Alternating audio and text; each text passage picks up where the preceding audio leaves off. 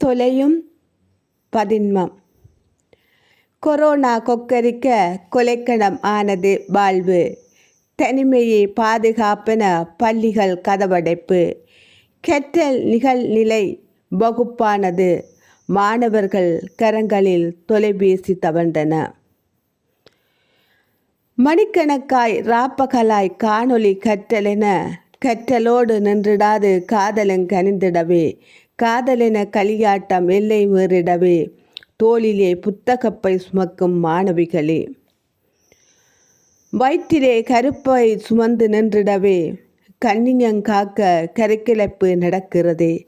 சிந்திக்க தவறியதால் சிசுக்கொலையும் ஆங்காங்கே. குடும்பமானம் போகுமென தற்கொலையும் நடக்கிறதே.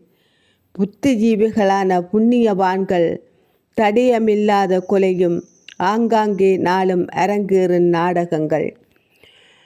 தொலைக்காட்சி தொடர் நாடகத்தில் கண்ணீரில் கரையும் அந்நியரே சிந்தியுங்கள். உங்கள் கண்மணிகள் களங்கமில்லாமல் வாழ அவர்களோடு நேரத்தை செலவழிக்க முயன்றிடுங்கள். பாலியல்